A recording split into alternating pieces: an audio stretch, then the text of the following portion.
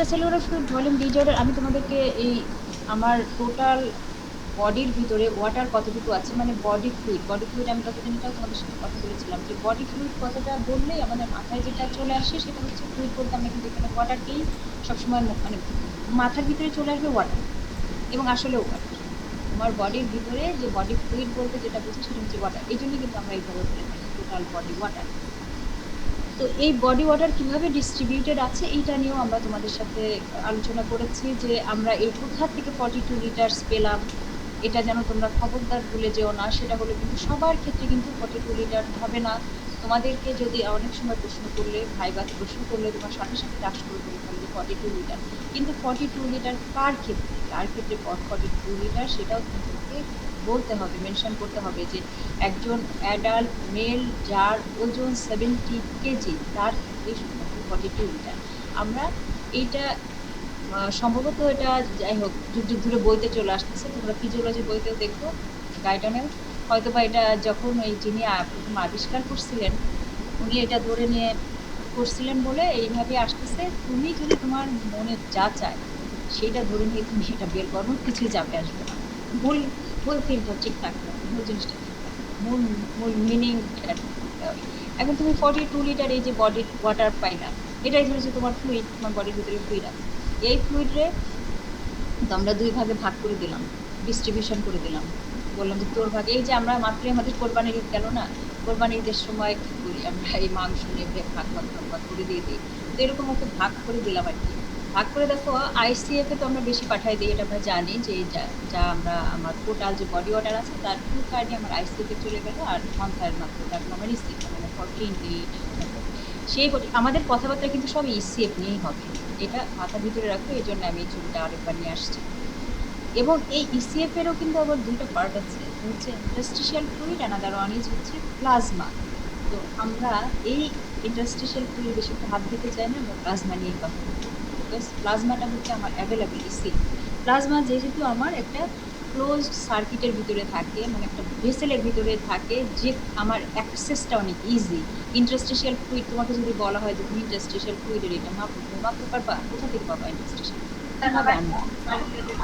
এ কে কথা বলে বাবা? বলো মেহরাব জামিন, তুমি কি যদি বলি যে ইন্টারস্টিশিয়াল ফ্লুইডের এটা মাপতে পারবা? সম্ভব কি না ম্যাম। ইন্টারস্টিশিয়াল? আনা তো সম্ভব না। কিন্তু তুমি প্লাজমা নিয়ে আসতে পারবা, ব্লাড তুমি পারবা, বিকজ এরকম করে এখানে একটা ট্রনিকেট বেঁধে দাও, দেখো তোমার ভেনটা প্রমিনেন্ট হয়ে যাবে, তুমি একটা সিরিজ দিয়ে ইজিলি ব্লাডটা ড্র করে নিয়ে আসতে পারবে, ইন্টারস্টিশিয়াল ফ্লুইড আনতে পারবে। তাহলে এই এই কয়েকটা জিনিস একটু মাথায় রাখো। প্রথম কথা হচ্ছে যে আমরা এক্সট্রাসেলুলার ফ্লুইড নিয়ে কথা বলবো, তার ভিতরেও আবার মেইনলি কথা বলবো হচ্ছে প্লাজমা নিয়ে। আমাদের আজকে টপিক অফ ডিসকাশন হবে এটা, এক্সট্রাসেলুলার ফ্লুইড ভলিউম ডিজঅর্ডার। এর সাথে আরো দুটা জিনিস আমরা পড়বো, সেটা হচ্ছে diuresis as well as water intoxication. দেখো আমাদের লার্নিং অবজেক্টিভস, অনেকগুলো লার্নিং অবজেক্টিভস, তার ভিতরে আমাদের এই যে ভলিউম ডিজঅর্ডারের ক্লাসিফিকেশন, এটা তোমাদের জন্য খুবই ইম্পর্টেন্ট দুই ক্ষেত্রে, রিটেন আর ভাইবা। তোমাদের রিটেনে তোমরা দুই একটা কোশ্চেন যদি ঘেটে থাকো তাহলে তোমরা ইজিলি দেখতে পাবা যে এই ভলিউম ডিজঅর্ডারের তোমার ক্লাসিফিকেশন আসে রিটেনে অ্যাজ ওয়েল অ্যাজ ভাইভাতে তো সবসময় ধরাই হচ্ছে। মানে তোমাকে হয়তো একটা যে কোনো একটা মানে আইসোটনিক হাইপারটনিক হাইপারটনিক যে কোনো একটা ধরা হবে, সেটার কনসিকুয়েন্স কী হতে পারে, কি কি কারণে এটা হতে পারে, এবং এই এই জিনিসগুলো প্রায় সময় দেখবা যে টেস্ট লেগে যায়। তো এই জিনিসটা ওই জন্য বললাম একটু কনসেপ্টটা ক্লিয়ার করে নিয়ে পড়বা। তো আমার বডি এই হাইপোভলিউমিয়া হলে আমার বডি সেটাতে কিভাবে রেসপন্স করে, কি কনসিকুয়েন্স হতে পারে, তারপরে আমরা ডায়ালিসিস সম্পর্কে বলবো। তোমাদের ডায়ালিসিসটাও খুবই ইম্পর্টেন্ট। ডায়ালিসিস তোমাদের হচ্ছে যে রিটেনে খুবই আসে, ক্লাসিফিকেশন আসে, ভাইভাতে খুবই ধরা হয় যে দুইটা ডিজিজের নাম বলো, যেটাতে একটাতে অসমোটিক ডায়ালিসিস হয়, আরেকটাতে হচ্ছে যে তোমার ওয়াটার ডায়ালিসিস হয়। ওয়াটার ইনটক্সিকেশন তোমাদের শর্ট নোট হিসেবে আসে। তাদের প্রত্যেকটা জিনিস খুবই ইম্পর্টেন্ট পরীক্ষার জন্য। আচ্ছা, তো আমরা before going to talk about our main topic, মানে আমাদেরকে একটু সবসময় প্রিভিয়াস নলেজকে রিকল করে যেতে হয়। আমি তোমাদের বলেছিলাম যে এই কিডনি বডি ফ্লুইড যখন আমরা পড়বো, তোমরা দেখবা যে অনেক কিছু আমরা ওই যে একদম 1 নম্বর কার্ডে পড়েছিলাম, বায়োফিজিক্স, বায়োমলিকুলের সাথে তোমার ডাইজেশন, অ্যাবজর্পশন, মেটাবলিজম, এগুলো খুবই ইন্টারলিঙ্কড, একদম রিলেটেড। আর এই বাকি অংশ যেগুলো আছে তোমরা পড়েছো যেগুলো যে সলিউশন অমুক তমুক সলিউশন বানাইছো আর মনে মনে গালাগালি দিচ্ছো যে ধুর সাদা খায় দেয় কাম নাই কি সব দিচ্ছে এসব খাওয়া সলিউশন বানায় লাভ নেই। সলিউশন বানায় কি লাভ এখন এই যে বুঝতে পারবো আস্তে আস্তে। দেখো সলিউশন কি জিনিস বলো, রেসপন্স করো এক দুইজন। সলিউশন বলতে কি বুঝো? Isogenous mixture of solvent and solute. আইসোজেনাস, Sorry, madam, homogeneous. homogeneous. আমার কাছে এই জন্য হঠাৎ করে টার্মটা খুব উইয়ার্ড লাগতেছিল যে আমি আইসোজেনাস হোমোজেনাস, তাই না? আচ্ছা হোমোজেনাস বলো তো, হোমোজেনাস যে তুমি আনসার করলা, তুমি বলো তো হোমোজেনাস বলতে তুমি কি বুঝো? ম্যাম সলভেন্ট আর সলিউটটাকে আলাদা করা যাবে না, একসাথে এমন করে মেশানো থাকবে। বুঝতে পেরেছি। আচ্ছা দেখো এই প্রথমে কি ছিল ওই জিনিসটা খেয়াল করে দেখো, এটা কি ছিল, এইটা কি জিনিস? তাহলে একটা সলিউশন বানাতে গেলে তোমার কি কি লাগবে? Solute and solvent. সলিউট লাগবে আর সলভেন্ট লাগবে। যখন আমরা এখন সলিউট এই দুইটা কিন্তু দেখো আলাদা আলাদা চেহারা ছিল, তাই না? একটা লিকুইড ছিল, একটা সলিড ছিল। এটারে যখন তুমি একটা সলিউশন বানাই ফেললা তখন এটা কি হয়ে গেল? এটা কি দুইটাকে কি আর আলাদা করতে পারতেছো? হোমোজেনাস হয়ে গেছে, তাই না? এই সলিউশন যখন হয়ে যায় তখন এটা হোমোজেনাস হয়ে যায়, হয়ে এক ফেজে চলে আসে। হোমোজেনাস মানে যে কোনো একটা ফেজে, এটা ইভেন সলিড ফেজেও থাকতে পারতো, মানে যে কোনো একটা ফেজে থাকবে। তো এখানে সাধারণত আমার সলভেন্টের পরিমাণ বেশি থাকে বলেই আমরা কি পাই, এই সলিউশনটা এখানে পাচ্ছি আমরা কি ফর্মে, লিকুইড ফর্মে, তাই না? যখনই আমরা কোনো একটা সলভেন্টের কথা মনে মনে ভাবি তখন আমাদের মনের ভিতরে কি চলে আসে বলতো? মনে করো সলভেন্ট, ওয়াটার, তাই না? ওয়াটার চলে আসবে, সলভেন্ট মানেই হচ্ছে ওয়াটার। এটা সবসময় মনে রেখো। আর আরেকটা জিনিস তোমাদের বলতে চাই, ইউনিভার্সাল সলভেন্ট, ওয়াটারটাকে আমি সব বলে থাকি ইউনিভার্সাল সলভেন্ট। আর এই যে সলিউশন বলো যাই বলো তাই বলো, তোমার মাথার ভিতরে সবসময় একটা চিন্তা রাখতে হবে, সেটা হচ্ছে you are dealing with human being. তুমি মানুষকে নিয়ে কাজ করতেছো, ওই জন্য মানুষের বডির ভিতরের কথা চিন্তা করবা। তাহলে তোমার বডির ভিতরে সলিউট হিসেবে কি শুধু কি আছে? শুধু লবণ আছে নাকি আরো কোনো কিছু আছে? তোমার কি মনে হয়? আচ্ছা এই যে তুমি তোমার এখন এই সলিউশনটাকে তোমার বডির ভিতরের সলিউশনের কথা ভাবতে হবে। বাইরে সলিউশন তুমি বানাইছো, তাই না? সলিউশন বানাইছো তোমরা নাকি তোমরা কোনো প্র্যাকটিক্যালি করতে পারো না? তার আগে সব আমি করেছি। করেছো না? সলিউশন বানাইছিলা? কিভাবে বানাই? Yes ma'am. কিভাবে বানাইছিলা বলো তো দেখি। আমি 0.1 মোলার সোডিয়াম ক্লোরাইড বানিয়েছিলাম আমরা। হ্যাঁ নিয়ে কি করলা? ম্যাম প্রথমে 0.1 মোল সোডিয়াম ক্লোরাইড নিয়েছিলাম মেপে ব্যালেন্স দিয়ে, তারপর 0.1 মোলার যেহেতু তোমার মোলার সলিউশনে 1 লিটারের মধ্যে 1 মোল মানে 1 মোল সোডিয়াম ক্লোরাইড থাকে, কিন্তু যেহেতু এটা 0.1 মোলার সো আমার 1 লিটার ওয়াটার। ক্যালকুলেশন জি করে ম্যাম। তুমি এটা বের করলা যে কতটুকু নিতে হবে। তাহলে ওইটা ছিল তোমার সলিউট। আর তুমি এখানে সলভেন্ট হিসেবে কোনটা নিয়েছিলে? Ma'am water. ওয়াটার নিয়ে তারপরে ওটা কেমন হয়েছিল দেখতে? ম্যাম ওটা নরমাল লিকুইড হয়েছিল। লিকুইড হয়েছিল, পানির মতো দেখতে। তখন কি তুমি ওটাকে আলাদা করতে পারছিলা যে একটু আগে যে তুমি ওটার ভিতরে একটা সলিড জিনিস দিছিলা, ওটাকে আলাদা তো করা যায় না, তাই না? তো আমি তোমাদের যে ইনফরমেশনটা দিতে চাচ্ছি সেটা হচ্ছে যে এই যে তুমি সলিউশন বানালা, তুমি তো হতে যাচ্ছ না, তুমি হলে যে ল্যাব টেকনিশিয়ানও হতে যাচ্ছ না, তুমি কোনো ফার্মাসিস্টও হতে যাচ্ছ না, তুমি হতে যাচ্ছ ডাক্তার। তাহলে তোমাকে তোমার হিউম্যান বডির ভিতরে কি ঘটনা ঘটতেছে সেটা নিয়ে ভাবতে হবে। তোমার একটা মানে এই চোখ ছাড়া ভিতরেও একটা চোখ থাকতে হবে, যেটা দিয়ে তুমি মনে মনে ইমাজিন করে অনেক কিছু বের করবা। সেটা এখন তুমি তোমার এই ইমাজিনারি চোখ দিয়ে দেখতে থাকো যে তোমার বডির ভিতরে সলিউশন আছে। সেই সলিউশনের সলভেন্টটাকে ওয়াটার, তার ভিতরে তো সলিউট আছে, তাই না? এই যে আমরা বডি ফ্লুইডের কথা বলতেছি, কয়েকদিন আগে তো বডি ফ্লুইড পড়ালাম, বডি ফ্লুইডের কম্পোজিশন গুলো মনে নাই? বডি ফ্লুইডের যে কম্পোজিশন কি কি কি কি থাকে? ওমা কেউ বলতে পারতেছে না, শুনতে পাচ্ছ না তোমরা? Blood cells. এই ছেলে ব্লাড সেলসের কথা কেন আসতেছে এখানে? বডি ফ্লুইডের কম্পোজিশন কি কি থাকে সলিড হিসেবে? One of the most important cation কি থাকে?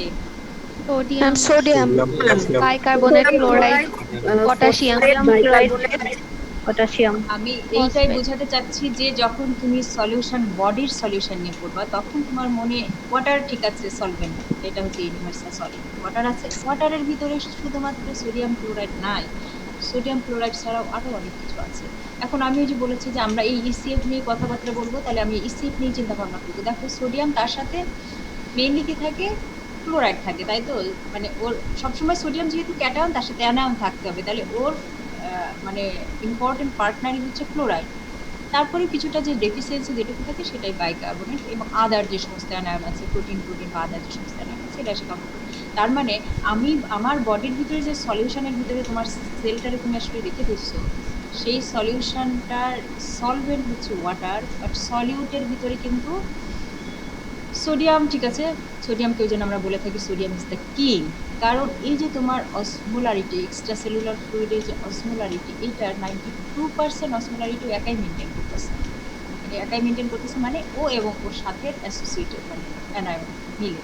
তোমরা ওই যে বললাম না সেদিন বলছিলাম যে সোডিয়াম, আমরা যখন ক্যালকুলেটেড অসমোলারিটি বের করি তখন কি 2 সোডিয়াম লিখি না সবসময়, 2 সোডিয়াম লিখি না? তাহলে 2 সোডিয়াম কেন লিখি? কারণ সোডিয়াম তো একা থাকবে না, ওর সাথে ওর অ্যাসোসিয়েটেড অ্যানায়ন তো থাকবে, তাহলে ওকেও তোমার কনসিডারেশনে নিয়ে আসতে হবে। এই জন্য দেখো সোডিয়ামকে আমরা বলে থাকি যে king of the osmolarity, osmolarity maintain করার জন্য সে হচ্ছে কিং, ও একাই 100, ও একাই 100, মানে ওর সাথে ওর অ্যাসোসিয়েটেড অ্যানায়ন ওরা দুইজন মিলেই বেশিরভাগ অসমোলারিটির পার্টটা ওরা কমপ্লিট করে।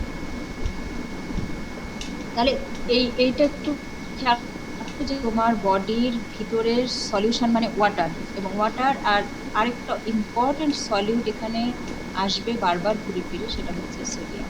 ওকে, এই দুটো মনে রাখো, তাহলে তোমাদের এই ইসিএফ ভলিউম কন্ট্রাকশন এক্সপ্যানশন বা হাইপার ভলিউমিয়া হাইপোভলিউমিয়া এই জিনিসটা বুঝতে সুবিধা হবে। এখন তোমরা এই জিনিসটা পড়েছো ইন্টারমিডিয়েট লেভেলে, একটা আছে না কনসেন্ট্রেটেড সলিউশন, তারপরে ডাইলুট সলিউশন, পড়েছো না? Yes ma'am.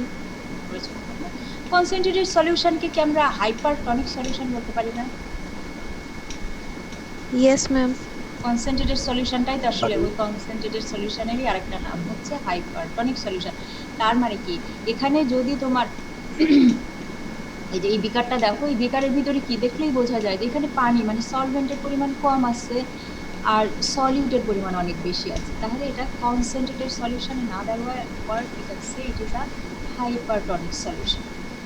এই পাশে এসে দেখো, দেখলেই বোঝা যায়, অবশ্য কালার দেখলেও বোঝা যায়, মানে একটু ডাইলিউট হয়ে গেছে, এখানে পানির পরিমাণ অনেক বেশি, মানে সলভেন্টের পরিমাণ অনেক বেশি, সলিউটের পরিমাণ অনেক কম। এই যে ছোট ছোট এগুলো দিয়ে তোমার বোঝানো হয়েছে, এই যে যেগুলো হচ্ছে সলিড হচ্ছে যে নীল কালারের বড় বড় গুলো, যে পিঙ্ক কালারের, এখানে দেখলে তুমি বুঝবা যে এখানে এই পিঙ্ক মানে সলভেন্ট পার্টিকেল অনেক বেশি, আর এখানে উল্টা সলিউটটা বেশি।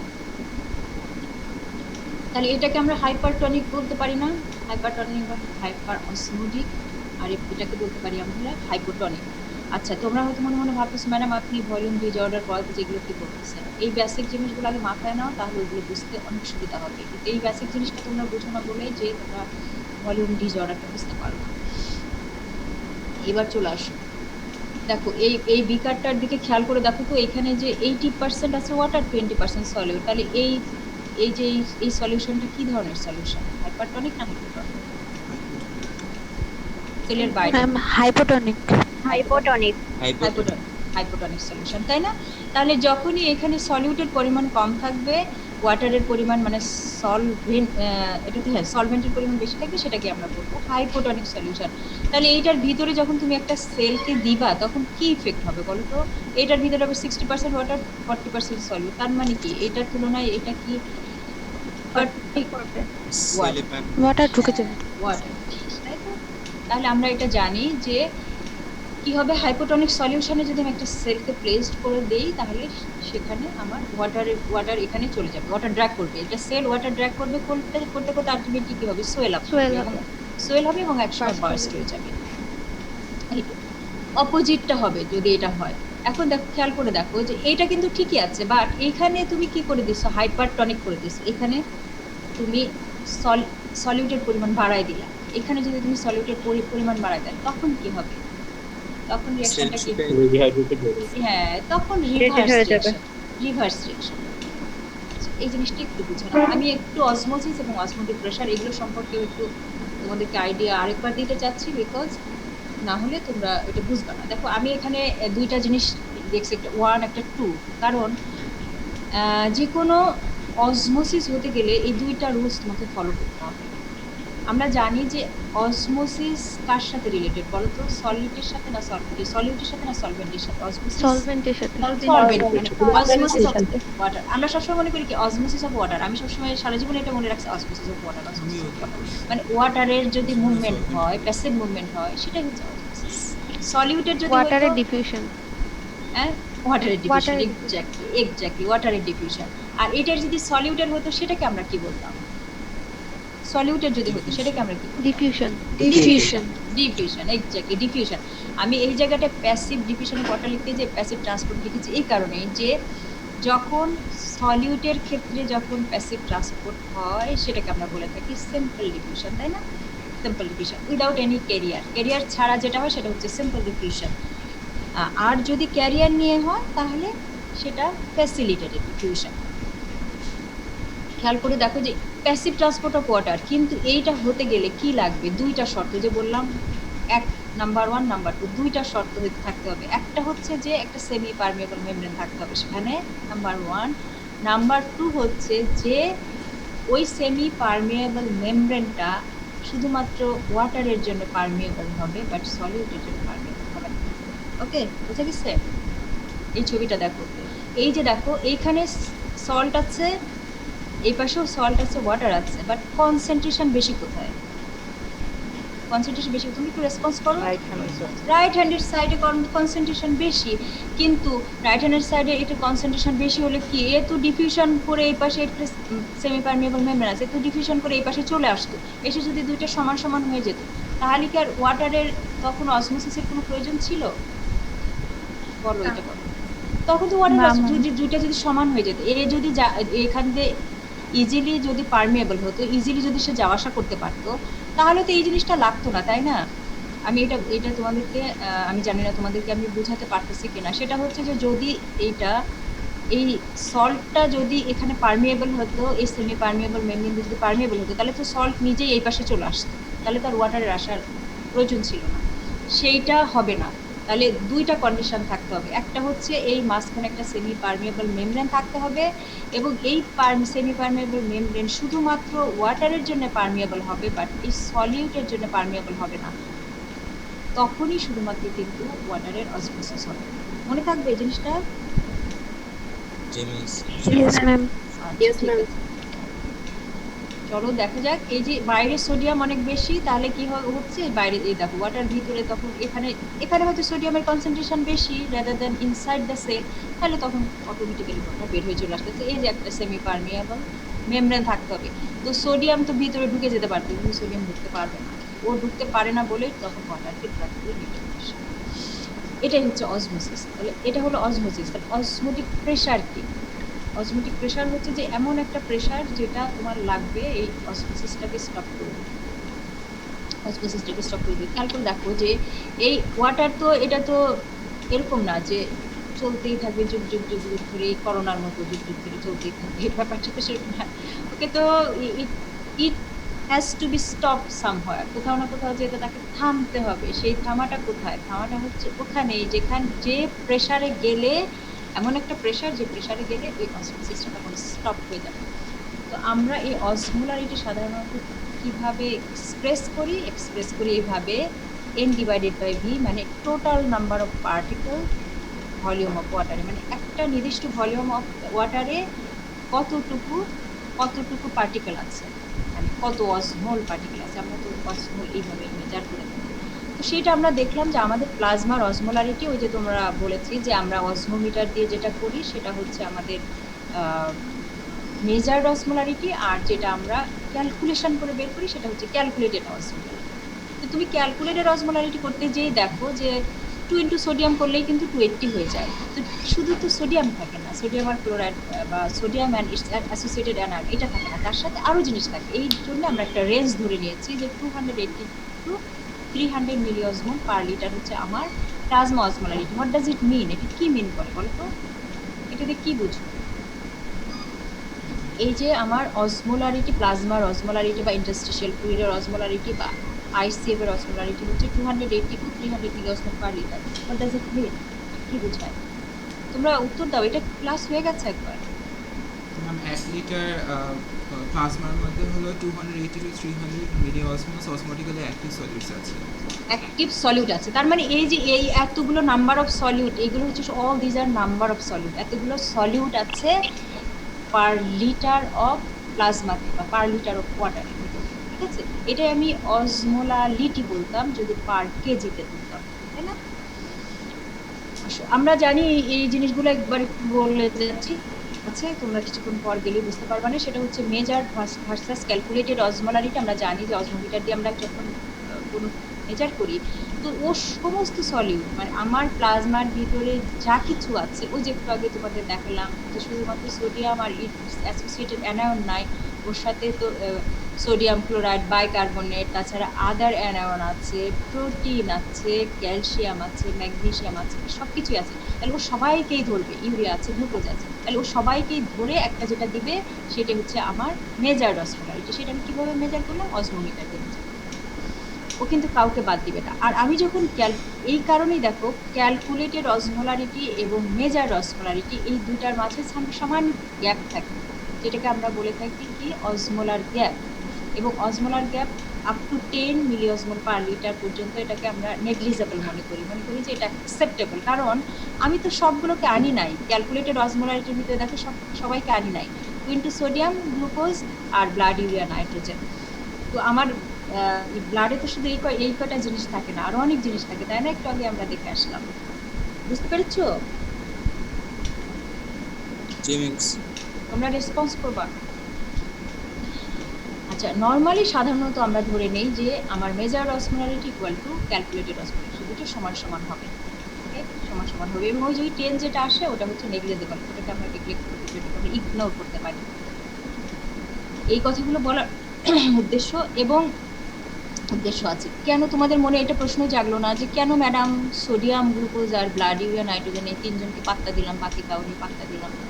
ওই যে সোডিয়াম হচ্ছে কিং, ও একাই 100, ওই জন্যে। আর গ্লুকোজ সাধারণত আমাদের ব্লাডে গ্লুকোজ থাকে, বিকজ আমাদের মেইন এনার্জি সোর্স, আমাদের মেইন এনার্জি সোর্স আমাদের ব্লাডে গ্লুকোজ থাকে। আর ব্লাড ইউরিয়া, নাইট্রোজেন আমরা জানি যে এটা ইউরিনের ইম্পর্টেন্ট ইউরিনারি এক্সক্রেটরি, এই জন্য এই তিনটাকে নিয়ে এসে সাধারণত আমরা এই ক্যালকুলেটেড অসমোলারিটি যেটা সেটা ক্যালকুলেট করি। আচ্ছা, এখন দেখো ইউরিয়াকে কেন আমরা ইফেক্টিভ অসমোলারিটি যখন ক্যালকুলেট করি কেন ইউরিয়াকে বাদ দিতে পারি, ইউরিয়াকে কেন বাদ দিই, এটা খেয়াল করে দেখো। কারণ কি? কারণ ইউরিয়া, ওই যে একটু আগে তোমাদেরকে আমি বললাম যে যদি ওই সেমি পারমিয়েবল মেমব্রেনটা সলিউটের জন্য পারমিয়েবল হতো, তাহলে সেই সলিউট নিজেই তো ডিফিউশন হয়ে এই পাশ থেকে ওই পাশ চলে যেত, তখন তো তোমার আর অসমোটিক গ্রেডিয়েন্ট তৈরি হতো না, তাই না? এটা কি তোমরা বুঝতে পেরেছো কিনা বলো?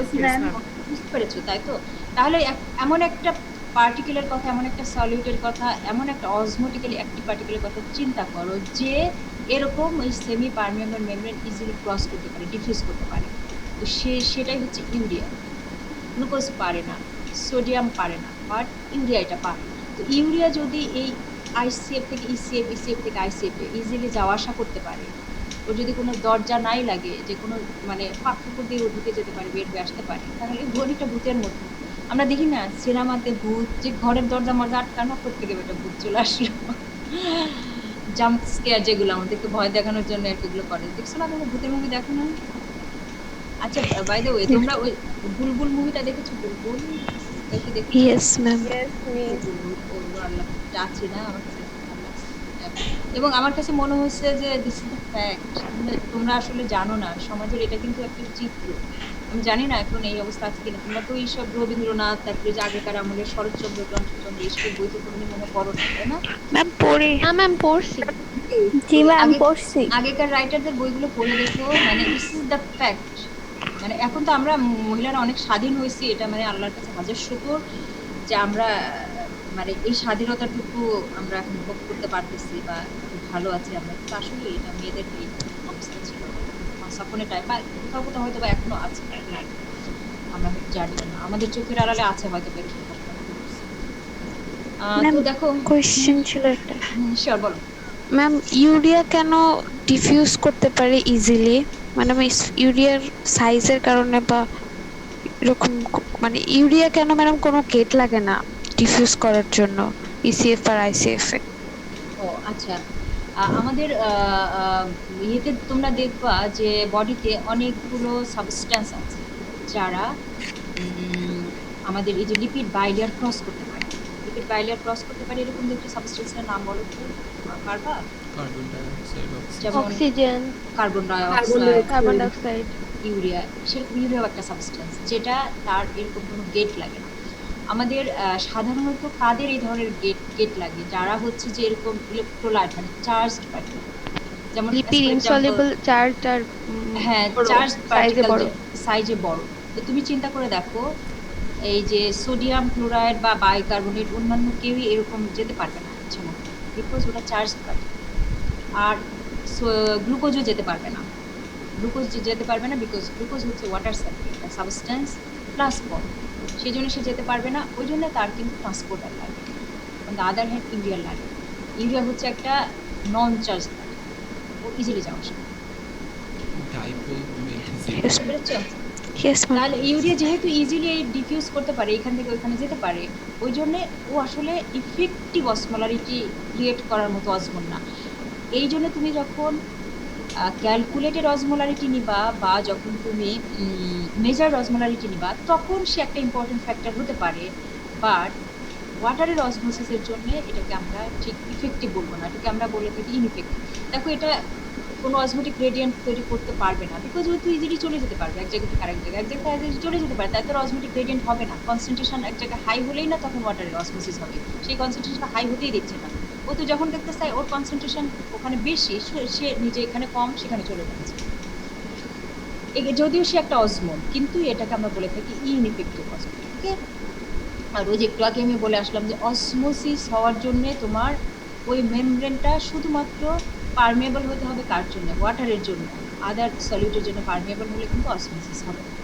ওকে। সেই জন্য যদি তুমি ইফেক্টিভ অসমোলারিটি বের করতে চাও, তাহলে 2 সোডিয়াম প্লাস গ্লুকোজ হলেই এনাফ। এই কথাগুলো বলার উদ্দেশ্য কি ছিল? উদ্দেশ্য ছিল এই জন্যেই যে আমরা অনেক সময় অসমোলারিটি এবং টনিসিটি এই দুটো জিনিস নিয়ে কনফিউজড করে ফেলি। বুঝতে পেরেছো? এই এতগুলো কথা কেন বলে আসলাম? এই অসমোলারিটি এবং টনিসিটির ডিফারেন্সটা বোঝানোর জন্য। টনিসিটি শুধুমাত্র তারাই ক্রিয়েট করতে পারবে যারা এই ধরনের ইফেক্টিভ অসমোল। বুঝাইতে পারছি তোমাদেরকে? Yes ma'am. টনিসিটি ইজ মানে টনিসিটি তৈরি করতে গেলে আমার ইফেক্টিভ অসমোলগুলোকে লাগবে। আর অসমোলারিটি তৈরি করার জন্যে ও ইফেক্টিভ হোক ইনইফেক্টিভ হোক যা ইচ্ছা তাই হোক, ও শুধু সলিউট, একটা সলিউট ওই সলিউশনের ভিতরে থাকলেই সেটাকে আমরা কাউন্টে নিয়ে আসবো এবং সেটা একটা পার্টিকেল হিসেবে কাউন্ট করব। আর আমরা তো জানি অসমোলারিটি মানে কি? Particle divided by specific volume of water, তাই তো? আমার স্পেসিফিক ভলিউম অফ ওয়াটারে কতগুলো পার্টিকেল আছে আমি সেইটা কিন্তু কাউন্ট করবো অসমোলারিটি যখন কাউন্ট করবো। এই জিনিসটা একটু ভালো করে বুঝে নাও। যখন আমি অসমোলারিটি কাউন্ট করব তখন দেখবো যে আমার এই এতটুকু ভলিউমের ভিতরে কতগুলো সলিউট আছে, সেটাই আমার অসমোলারিটি। কিন্তু আমি টনিসিটি কাউন্ট করব এইটা দিয়ে যে আমার ওই সলিউটটা কি ইফেক্টিভ অসমোল না নন ইফেক্টিভ অসমোল। সে যদি এইটা ক্রস করে এই পাশ থেকে ওই পাশে চলে যেতে পারে, তাহলে তো আর সে ওয়াটারের অসমোসিস করাবে না, এই জন্য সে তখন ইনইফেক্টিভ অসমোল হয়ে যাবে। তো আমরা কিন্তু মানে এই জিনিসগুলো তোমাদেরকে জাস্ট একটু আমি আইডিয়া দিয়ে রাখলাম। অনেকে এই টনিসিটি এবং অসমোলারিটি নিয়ে অনেক সময় প্রশ্ন করে, আমি তোমাদেরকে আইডিয়া দিয়ে রাখলাম। এরপরে তুমি যে আর ওইটা নিয়ে পড়ালেখা করতে পারো। এখন তোমার আমি জাস্ট একটা কি বলা যায় যে ফুড ফর সার্চিং সামথিং, একটা ফুড তোমাকে আমি একটু দিয়ে রাখলাম সামান্য কিছু। এখন বাকিটা তুমি মাঝে মাঝে দেখো না আমাদেরকে ওই যে দু একটা ইয়েতে যে দেখবা, বিশেষ করে যখন তুমি স্টাডি করবা দেখবা যে অনেকগুলো আর্টিকেল আছে, যে আর্টিকেলের শুধু ইয়ে দেওয়া থাকবে, অ্যাবস্ট্রাক্ট দেওয়া থাকবে, ফুল দেওয়া থাকবে না। ফুল দিতে গেলে কি লাগবে? তোমার টাকা লাগবে। তো তোমাকে আমি এই জিনিসটা দিয়ে একটু স্টিমুলেট করে রাখলাম, তোমার ব্রেনকে একটু স্টিমুলেট করে রাখলাম। বাকিটা তুমি নিজেই এবার একটু পড়ো, করে আরো কিছু কোশ্চেন নিয়ে আসো। তো আমরা এই যে যখন অসমোলারিটি টনিসিটি, কারণ সবসময় দেখবে যে এখন আমরা যে যাবো যখন আইসোটনিক, হাইপারটনিক, হাইপোটনিক, এই জিনিসটা আসলে কার রিলেশনে আমরা বলি? আমরা সবসময় কম্পেয়ার করি হচ্ছে প্লাজমার সাথে। আমার প্লাজমা, আমি যে সলিউশনটা দিচ্ছি সেইটার অসমোটিক প্রেশার আর আমার প্লাজমার অসমোটিক প্রেশার কি সেম? যদি সেম হয় সেটাকে আমি বলে থাকি আইসোটনিক। যদি সেটার অসমোটিক প্রেশার বেশি হয় হাইপারটনিক, অসমোটিক প্রেশার কম হলে হাইপোটনিক। এই তো বোঝা গেছে নাকি? এই জিনিসটুকু কিন্তু বুঝতে হবে, তা না হলে যে এই ভলিউম ডিসঅর্ডার বুঝতে আমাদের অনেক কষ্ট হবে। এতটুকু পর্যন্ত বুঝতে বুঝতে পেরেছো তো তোমরা ইয়েস নাকি? ম্যাম। জি জি ম্যাম। ঠিক আছে। আসো এখন বলো তো, এই যে আমরা এই যে এটা নিয়ে এত বেশি পেঁচাল পারতেছি কারণ কি? এই অসমোটিক ডিসইকুইলিব্রিয়াম হলে কি সমস্যা? অসমোটিক ডিসইকুইলিব্রিয়াম হলে তাহলে কি সমস্যা হবে? Cell swelling, cell shrinkage. তাহলে ওই ভারসাম্যটা রক্ষা হবে না ইসিএফ আইসিএফ এর মধ্যে। তাতে তার ইফেক্ট কি হতে পারে? ওই যে এমন সেল হতে পারে বা ডিহাইড্রেট। মানে ব্লাড থেকে হাইপোভলিমিয়া হাইপারভলিমিয়া হতে পারে। এটা হচ্ছে মূল কথা। তাহলে আমাদের এই যে তোমরা তো এই যে যারা হলো ফার্স্ট পাস করবা, করে তোমরা থার্ড ইয়ারে চলে যাবা। থার্ড ইয়ারে যাওয়ার পরে দেখবা যে আহ, এই ওয়ার্ডে তোমরা প্রচুর এই ধরনের পেশেন্ট পাবা। মানে সারাক্ষণই তোমাদের এই পেশেন্টগুলোর সাথে ডিল করতে হবে যে এই পেশেন্ট আসলে কোন ধরনের ভলিউমিক ডিজঅর্ডারে, মানে ধরনের ভলিউম ডিজঅর্ডারে ভুগতেছে। সে কি আইসোটনিক ভলিউম ডিজঅর্ডারের পেশেন্ট, নাকি হাইপারটনিক, নাকি হাইপোটনিক, কোন ধরনের ভলিউম ডিজঅর্ডার এসে আসছে। তাহলে তোমাকে তো আগে সেটা আইডেন্টিফাই করতে হবে। আইডেন্টিফাই না করতে পারলে তো তুমি তাকে ম্যানেজমেন্ট দিতে পারবে না। তাহলে আইডেন্টিফাই করতে গেলে তোমার তো কিছু থাকতে হবে, তাই না? তোমার ব্রেনকে কাজে লাগাতে হবে, তোমার মাথায় তো কিছু জিনিস থাকতে হবে। সেই মাথায় কিছু জিনিস এখান থেকে তোমরা নিয়ে যাচ্ছ। আচ্ছা এবার আসো, এবার আমরা এই আইস ক্লাসিফিকেশন হচ্ছে বলেছিলাম আমাদের একটা one of the most important learning অবজেক্টিভসে থাকবে হচ্ছে যে আমরা এই সেভ ভলিউম ডিজঅর্ডারগুলোকে ক্লাসিফাই করি। তো এই ক্লাসিফিকেশনটা তোমাদের কাছে অনেক বেশি ফ্যামিলিয়ার লাগবে না, বিকজ মোজাম্মেল স্যার এইভাবে ক্লাসিফাই করে নাই। আমি এই ক্লাসিফিকেশনটা নিয়েছি ডেভিডসনের বই থেকে। আমি এই ক্লাসিফিকেশন লাস্টে এসে তোমাদেরকে মোজাম্মেল স্যারের বইয়ের ওই ক্লাসিফিকেশনের সাথে মিলাই দেবো। ওকে, জাস্ট এখন এক নজর শুধু দেখে যাও যে তিন ধরনের, ওই যে একটু আগে যে আমরা ছবি দেখলাম আমার এই সলিউশন কত ধরনের হতে পারে। এখন তুমি তোমার বডির সলিউশনের ভিতরে চলে যাও, প্লাজমাতে চলে যাও, যে দেখো আইসোটনিক মানে ওর অসমোলারিটি প্লাজমার অসমোলারিটি সেম, তাহলে সে আইসোটনিক। তাহলে সেই যে ফ্লুইডটা যখন তুমি দিবা দেখো যে আরবিসির কিছুই হবে না, কোনো চেঞ্জ হবে না। জাস্ট ফর এক্সাম্পল আমরা কি বলি নর্মাল স্যালাইন। কেন বলি? বিকজ আমার আরবিসির শেপ সাইজ সব কিছু নর্মাল থাকবে, একটু চেঞ্জ হবে না। বোঝা গেছে কেন এটাকে নর্মাল স্যালাইন বলি? বিকজ ইট ইজ হচ্ছে সল্টি বা sodium chloride. Sodium chloride containing any solution is called saline. আর সোডিয়াম ক্লোরাইড যেহেতু আছে সেই জন্য স্যালাইন। কেন normal saline? Normal saline because এটা আরবিসির সেল, মানে আরবিসির শেপ সাইজ কোনো কিছু চেঞ্জ করবে না, এই জন্য এটা নর্মাল। আরবিসিকে নর্মাল যেমন ছিল সেরকম নর্মালি রাখবে, এই জন্য এটা নর্মাল স্যালাইন বলা হয়। তাহলে দ্যাট ইজ আইসোটনিক। এখন যদি হাইপারটনিক দিয়ে দেয়, হাইপারটনিক মানে কি? যে সলিউশনটা তুমি তৈরি করেছো তার ভিতরে সলিউটের পরিমাণ অনেক বেশি আছে। যখনই সলিউটের পরিমাণ বেশি আছে তখন কি হবে? ও এই ভিতর থেকে, সেলের ভিতর থেকে পানি ড্র্যাগ করবে, টেনে নিয়ে আসবে, অসমোসিস করাবে ওয়াটার। তাহলে অসমোসিস যদি করায় তাহলে কি হবে? আইসিএফ থেকে ইসিএফে চলে আসবে না, আইসিএফ থেকে ইসিএফে চলে আসা মানেই তো সেল শ্রিঙ্ক হয়ে যাওয়া। আর অপোজিট হবে যদি হাইপোটনিক দিই, তাই তো? তাহলে এই তিনটা জিনিস আমাদের একদম সারাক্ষণ মাথায় রাখতে হবে। আমার তাহলে কি কি ধরনের ভলিউম ডিজঅর্ডার হতে পারে? একটা হচ্ছে আইসোটনিক ভলিউম ডিজঅর্ডার হতে পারে, হাইপোটনিক ভলিউম ডিজঅর্ডার হতে পারে, হাইপারটনিক ভলিউম ডিজঅর্ডার হতে পারে।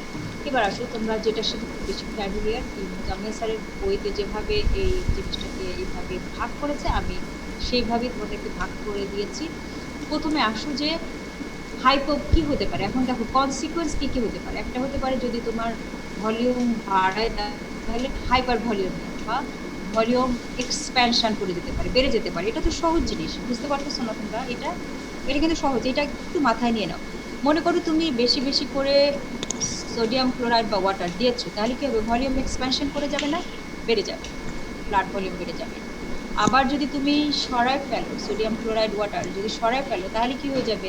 কন্ট্রাক্ট। ওই জন্য আমরা বলে থাকি, আর এর আরেকটা নাম হচ্ছে হাইপো ভলিউমিক ডিজঅর্ডার বা সেভ ভলিউম কন্ট্রাকশন। কন্ট্রাকশন মানে ছোট হয়ে যাওয়া, চেপে যাওয়া, তাই না? যে কোনো কারণেই তো আমরা ইসিএফ, আমি বলেছিলাম তোমাদেরকে যে মাথার ভিতরে ইসিএফ এর কথাটা রাখো। কে যেন একটা যে সাউন্ড করছো, স্টপ, সাউন্ড বন্ধ করে দাও। যেই থাকো না কেন সাউন্ডটা বন্ধ করে দাও। আমি যে কোনো কারণেই মনে করো আমার ইসিএফ থেকে কিছুটা ফ্লুইড যদি লস করে ফেলি তাহলে কি হবে, সেই কন্ডিশনটাকে আমি কি বলবো? ইসিএফ থেকে আমি যদি আমার কিছুটা ইসিএফ মানে এক্সট্রা সেলুলার ফ্লুইড, আমার বডিতে যতটুকু এক্সট্রা সেলুলার ফ্লুইড আছে সেখান থেকে কিছুটা এক্সট্রা সেলুলার ফ্লুইড যদি আমি বের করে দিই, লস করে ফেলি, তাহলে সেই কন্ডিশনটাকে আমি কি বলবো বলো? হাইপোভলিমিয়া। হাইপোভলিমিয়া। হাইপোভলিমিয়া। হাইপোভলিমিয়া, হ্যাঁ, আগে সব পরে আসো, আগে আসো হাইপোভলিমিয়া। মানে হাইপো কমে গেছে, তোমার যে নর্মাল ভলিউম ছিল সেটা থেকে কিছুটা কমে গেছে, তুমি কিছুটা ফেলে দিয়েছো, সরাই ফেলছো, তাহলে কি হাইপোভলিমিয়া, ভলিউমটা কমে গেল। In other words we can say contraction. তোমার যে কম্পার্টমেন্টটা ছিল, ওই যে আমি কম্পার্টমেন্টে ভাগ করে দেখা দিয়ে আসলাম, তোমার যে যে 14 লিটারের যে কম্পার্টমেন্ট ছিল সেইটা কন্ট্রাক্টেড হয়ে গেল, ছোট হয়ে গেল। বোঝা গেছে? এটা আগে একটু ভালো করে বুঝে নাও। এখন ওই যে তোমার যে কন্ট্রাক্টেড হয়ে গেল বা ছোট হয়ে গেল, হাইপোভলিউমিয়া হয়ে গেল, এই এই যে যে ফ্লুইডটা তোমার ওখানে কম্পার্টমেন্টে এখন রয়ে গেছে, তার ইলেকট্রোলাইট স্ট্যাটাস কেমন, মানে তার ভিতরে কতটুকু ইলেকট্রোলাইট আছে, কতটুকু সলিউট আছে, অথবা তার অসমোটিক স্ট্যাটাসটা কেমন, এই অনুযায়ী ওই কম্পার্টমেন্টটাকে আবার আমরা 3 ভাগে ভাগ করেছি। সেই 3 ভাগটা কি হবে বলো তো? Hypotonic, isotonic, hypertonic. Exactly, exactly এইটাই আমি বোঝাতে চাইছি যে তুমি কিছুটা ফ্লুইড ভলিউমকে, তোমার তোমার যতটুকু ছিল নর্মাল ভলিউম, সেই ভলিউমটা তুমি সরাই ফেললা কিছুটা, মানে মনে করো ড্রেন করে বের করে দিলাম, কোনো কারণে তুমি ড্রেন করে বের করে দিলা, বের করলা, তাহলে তো কমে তো গেল, তাই না? তাহলে হাইপো ভলিউমে হয়ে গেল না, কমে যাওয়া মানে তো হাইপো ভলিউমে হয়ে গেল। তোমার যে কম্পার্টমেন্ট, ইসিএফ যে কম্পার্টমেন্ট ছিল সেটা একটু কন্ট্রাক্টেড হলো, ছোট হলো। এখন ওইখানে যে সলিউশনটা এখন আছে, রিমেইনিং যে সলিউশনটা আছে, তার ইলেকট্রোলাইট স্ট্যাটাসটা এখন কেমন? তার হ্যাঁ, সে কি হাইপারটনিক না হাইপোটনিক না আইসোটনিক, সেইটার উপরে সবসময় হাইপোটনিক না। ওই যে বললাম যে ওই 3টা জিনিস মাথায় রাখতে হবে, 3 ধরনেরই হতে পারে, আইসোটনিকও হতে পারে, হাইপোটনিকও হতে পারে, হাইপারটনিক হতে পারে। ওকে, তোমার রিমেইনিং যে ফ্লুইডটা থেকে গেল তার স্ট্যাটাসটা কেমন, সে আইসোটনিক হতে পারে, আইসোটনিক টু প্লাজমা হতে পারে, হাইপারটনিক টু প্লাজমা হতে পারে, অথবা হাইপোটনিক টু প্লাজমা হতে পারে। এটার উপরে বেস করে আবার আমরা এটাকে 3টা ভাগে ভাগ করব। কি খুব কঠিন লাগতেছে নাকি তোমাদের কাছে? মানে হ্যাঁ, কঠিন? না ম্যাম। এবার আসো আমরা 1 নাম্বার, ওই যে ব্রড হেডিং হচ্ছে প্রথমে আমরা একটা কি হাইপোভলিমিক ডিসঅর্ডার বা ইসিএফ ভলিউম কন্ট্রাকশন, আর একটা হচ্ছে হাইপার ভলিউমিক ডিসঅর্ডার বা ইসিএফ ভলিউম এক্সপ্যানশন। এই দুটো হচ্ছে বেসিক। এখন যেটা কন্ট্রাকশন তার মানে কমে গেছে, ফ্লুইডটা কমে গেছে, যে ফ্লুইডটা তোমার রয়ে গেছে সেই ফ্লুইডের ইলেকট্রোলাইট স্ট্যাটাসটা কেমন, সেটার উপরে ডিপেন্ড করে কিন্তু আমি 3 ভাগে ভাগ করবো, যে whether it is isotonic, hypertonic or hypotonic। তাহলে দেখো আইসোটনিক বা আইসোঅসমোটিক আমরা বলি একই জিনিস, ভলিউম কন্ট্রাকশন, আমরা কিন্তু ভলিউম কন্ট্রাকশনের ভিতরে আছি। ওকে, তাহলে 1 নাম্বার হচ্ছে আইসোটনিক ভলিউম কন্ট্রাকশন। এইটাতে কি ঘটনা ঘটলো, দেখা গেল যে তোমার যে ফ্লুইডটা লস হয়ে গেছে এবং তোমার যে রিমেইনিং ফ্লুইড, দুজনের অসমোলারিটি সেম ছিল। কোন ক্ষেত্রে এরকম হতে পারে বলো তো? কোন ক্ষেত্রে এরকম হতে পারে বলতে পারবা কেউ? ডায়রিয়া।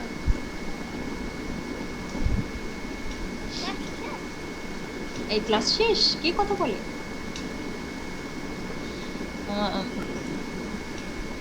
আচ্ছা, ডায়রিয়া তো এখানে লেখাই আছে, আর কি ক্ষেত্রে হতে পারে যেটা খুবই কমন, বলো কমন জিনিসটা কেন হতে ভমিটিং। পারে?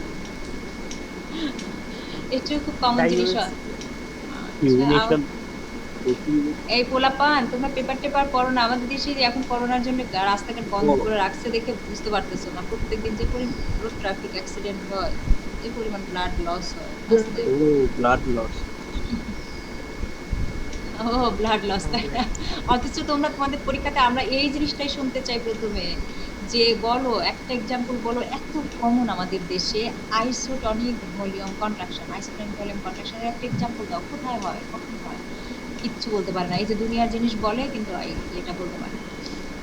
আমি ওইটা এখানে সামনে আনি নাই, ওটা পরে রাখছি, এই জন্য আমি দেখতে চাইছি যে তোমরা কতটা অ্যাওয়ার। আচ্ছা এনিওয়ে, তাহলে দেখো তোমার ব্লাড শেডিং হলো, তাহলে ব্লাড লস হওয়া মানে কি, তোমার মানে ব্লাড মানে কি, তোমার তো ইসিএফ চলে যাচ্ছে, ব্লাড ভেসেল থেকে বের হয়ে চলে যাচ্ছে, তাহলে ওর যে লস্ট যে ফ্লুইড যেটা চলে গেছে, ওর অসমোটিক প্রেশার আর রিমেইনিং যে ফ্লুইড অসমোটিক প্রেশার সেম থাকবে না, শুধু ভলিউম কন্ট্রাকশন হবে। এখানে যে এখানে একই জিনিস এখানে খেয়াল করে দেখো, এই যে ইসিএফ ভলিউম 14 লিটার ছিল, সেইটা কিন্তু এই যে ডট ডট ডট ডট দিয়ে দেখানো হয়েছে, মানে আগে এতটুকু ছিল, একটা কন্ট্রাক্টেড হয়ে ছোট হয়ে গেছে। বোঝা যাচ্ছে এই ছবিটা দেখে, বুঝতে পারতেছো? মানে এই এক্স অ্যাক্সিস রিপ্রেজেন্ট করে হচ্ছে লিটার মানে অ্যামাউন্ট অফ ওয়াটার বা ভলিউম অফ ওয়াটার, আর এই যে ওয়াই অ্যাক্সিস রিপ্রেজেন্ট করে হচ্ছে অসমোলারিটি।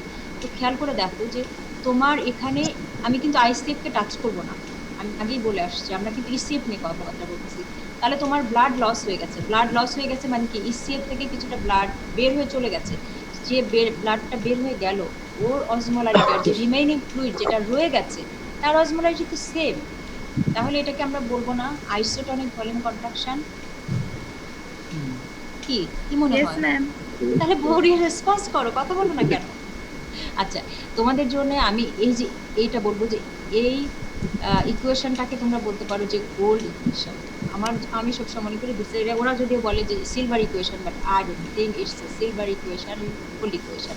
কারণ এই জিনিসটা যদি তুমি মাথার ভিতরে একবার গেঁথে নিতে পারো তাহলে তোমার ভুল হওয়ার সম্ভাবনা খুবই কম। দেখো মানে তোমার প্লাজমা সোডিয়াম মানে serum sodium concentration is directly proportional to total body sodium concentration divided by total body water. এখন দেখো সমান সমান কমেছে, এই এক দাগ কমেছে টোটাল বডি ওয়াটার, এক দাগ কমেছে সেরাম সোডিয়াম কনসেন্ট্রেশন। আমি কেন সোডিয়ামকে নিয়ে আসলাম, অন্যদেরকে নিয়ে আসলাম না? তোমরা তো জিজ্ঞাসা করলাম না যে ম্যাডাম খালি সোডিয়ামকে কেন দাম দিচ্ছেন, অন্যদের দিচ্ছেন না? আরো তো sodium is the king. Sodium is the king, yes sodium is the king. আর সোডিয়াম থাকা মানেই ওর সাথে অবশ্যই ওর অ্যাসোসিয়েটেড অ্যানায়ন আছে, কারণ ও আবার ওর ওই অ্যাসোসিয়েটেড অ্যানায়ন ছাড়া চলাফেরা করতে চায় না। তো ও যেহেতু কিং, তাহলে এই দেখো এর সমান সমান কমেছে। যদি এটা সমান সমান কমে তাহলে তুমি এটা কি, এটা তো রেশিও তাই না, সমান সমান জিরো জিরো যদি হয় তাহলে এর কি কোনো চেঞ্জ হবে? সোডিয়াম কনসেন্ট্রেশন প্লাজমার সোডিয়াম কনসেন্ট্রেশন কি কোনো চেঞ্জ হবে? না, সেম থাকে। কোনো চেঞ্জ হবে না, সেম থাকবে। এই জন্য দেখো কি হবে, হাইপোভলিউমিয়া হবে, হাইপোভলিউমিক হবে, বাট এটা নর্মোন্যাট্রেমিক থাকবে। ন্যাট্রেমিয়া মানে কি? সোডিয়াম মানে ব্লাড, মানে ব্লাডে কতটুকু আছে? ন্যাট্রিয়াম, ন্যাট্রিয়াম মানে নেট্রিয়াম হচ্ছে মানে সোডিয়াম আর এমিয়া মানে এমিয়া মানে হচ্ছে ব্লাড। হ্যাঁ, প্রেজেন্স নর্মোন্যাট্রেমিয়া মানে আমার বডির প্লাজমাতে বা ব্লাডে যে সোডিয়ামের কনসেন্ট্রেশন সেটা কিন্তু নরমাল থাকবে, বিকজ আমি সমান সমান যতটুকু ওয়াটার বের করে দিচ্ছি ততটুকুই সোডিয়াম বের করে দিচ্ছি। সমান সমান যখন বের করব তাহলে নেট ইফেক্ট এসে আমার কাছে জিরো, কিছুই করবে না, আমার সোডিয়ামের কনসেন্ট্রেশন সেম থাকবে। এই জিনিসটা একটু মনে রেখো তোমরা, এই জিনিসটা দিয়ে একটু মনে রেখো, তাহলে আর ভুল হবে না। এবার আসো দেখো কি কি হয় এই আইসোটোনিক ভলিউম কন্ট্রাকশনে। কি হয় আমরা জানি, এক্সট্রা সেলুলার ফ্লুইড ভলিউম তো লস হয়ে গেছে তাই না?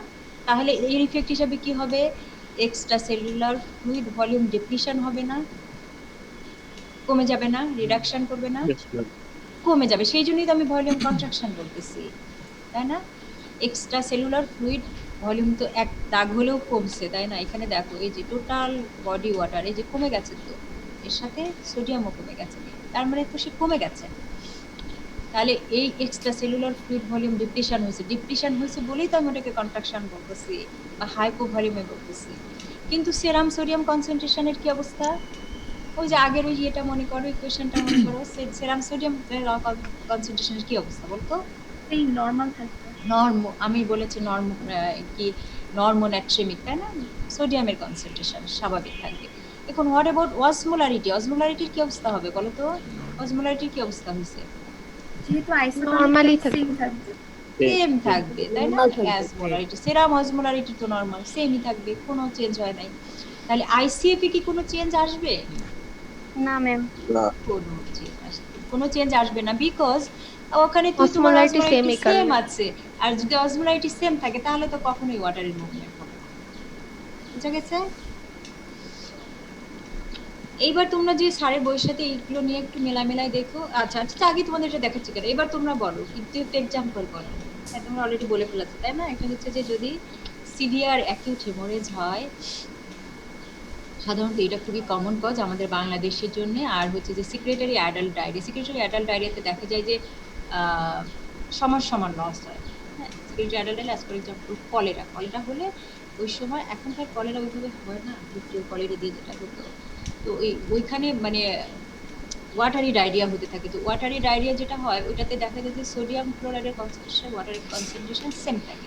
তাহলে যদি সেম লস হয়, সোডিয়াম এবং ওয়াটারের পরিমাণ যদি সেম থাকে তোমার লস্ট ফ্লুইডে, তাহলে রিমেইনিং ফ্লুইড যেটা হবে সেটা হচ্ছে আইসোটনিক ভলিউম কন্ট্রাকশন হবে।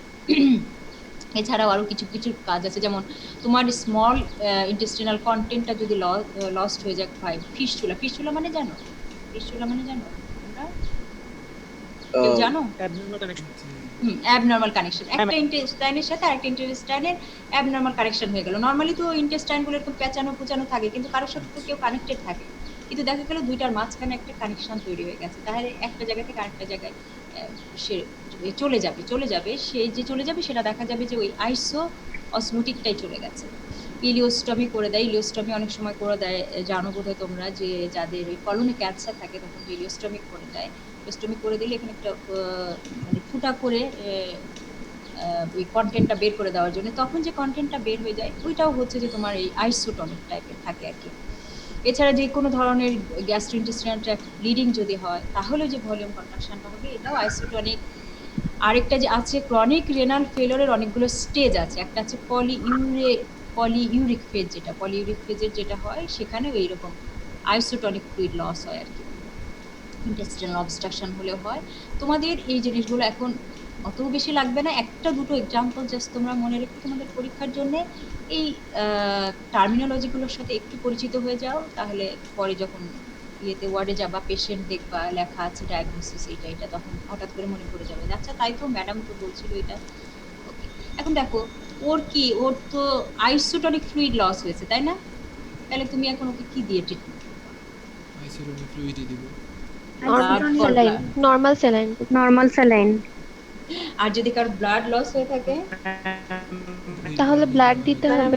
ব্লাড ফর ব্লাড, এই যে কিসের জন্য ব্লাড? এই তো ব্লাড তো এই জন্যই, কার ব্লাড ট্রান্সফিউশন করতে হবে। তার অ্যাকিউট সিভিয়ার হেমোরেজ যার হয়েছে তখন তার ব্লাড কি আইসোটনিক না? আইসোটনিক না তোমার ব্লাড তো আইসোটনিক। তাহলে Yes, ma'am. এটা ঠিক আছে, তুমি এটা যদি না পাও, যখন তুমি ব্লাড না পাচ্ছ, কারণ এখন সিভিয়ার অ্যাকিউট হেমোরেজ হয়েছে, যে পেশেন্টটাকে এখন ব্লাড দিয়ে তোমার বাঁচাতে হবে, অনেক বেশি লস হয়ে গেছে, তাহলে তখন তুমি একটা ব্লাড রিপ্লেস করবা তাই না? ফার্স্ট চয়েস থাকবে ব্লাড। যদি ব্লাড না পাওয়া যায় তাহলে তখন কি করবো? তখন আমরা মনে করো একটা রাস্তায়, এমন একটা জায়গায় তুমি একটা এরকম রোড ট্রাফিক অ্যাক্সিডেন্ট হয়েছে, তুমি ডক্টর হিসেবে ওখানে প্রেজেন্ট, তুমি এখন দেখলে যে ওই সময় তো তুমি ব্লাড ট্রান্সফিউশন করতে গেলে তো তার কিছু নর্মস আছে, প্রসিডিওর আছে তাই না? ওইটা তুমি করতে পারছো না, তাহলে ওই পেশেন্টটাকে তোমাকে বাঁচাতে হবে, মানে হাইপোভলিউমিক শক থেকে তো বাঁচাতে হবে। তখন তুমি কি করবা? তখন তুমি তাড়াতাড়ি করে একটা আইসোটনিক ফ্লুইড, মানে স্যালাইন তো সব জায়গায় অ্যাভেলেবেল, একটা চ্যানেল ওপেন করে তুমি তাড়াতাড়ি করে সেটা লাগাই দিয়ে পেশেন্টটাকে ক্যারি করতে থাকবা। ইন দ্য মিন টাইম তুমি যোগাযোগ করতে হবে যে তার জন্য কি লাগবে, ব্লাড লাগবে। ব্লাড হসপিটালে রেডি হলে তুমি তাকে তাড়াতাড়ি নিয়ে গেলে, এভাবে তুমি পেশেন্টের লাইফটা সেভ করবা। মূল কথা হচ্ছে give the patient what they lost. বুঝতে পেরেছো? এটা মনে রেখো সবসময়, give the patient what they lost. সে আসলে কি লস করছে, সে যা লস করেছে তুমি তাই দিয়ে তাকে রিপ্লেস করার চেষ্টা করবা। এবার আসা হচ্ছে হাইপারটনিক ভলিউম কন্ট্রাকশন। আচ্ছা, এখানে হাইপারটনিক ভলিউম কন্ট্রাকশন কখন হইতে পারে? খেয়াল করো তো, হাইপারটনিক মানে টনিসিটি, মানে সোডিয়াম ক্লোরাইড বেড়ে গেছে, ওয়াটার কমে গেছে, মানে ওয়াটার বেশি Relatively হয়ে গেছে, sodium chloride সোডিয়ামের বেড়ে চেয়ে। যাবে। দুইটাই লস হয়েছে। দেখো তুমি দেখো, খেয়াল করো যে কিন্তু আমি water দুইটাই বেশি। লস, ওয়াটারের লসটা বেশি। যদি ওয়াটারের লসটা বেশি হয় তাহলে এই যে আমরা কি জানি, আমরা জানি যে আমার প্লাজমার সোডিয়াম কনসেন্ট্রেশন বা সেরাম সোডিয়াম কনসেন্ট্রেশনটা হচ্ছে inversely proportional to total body water.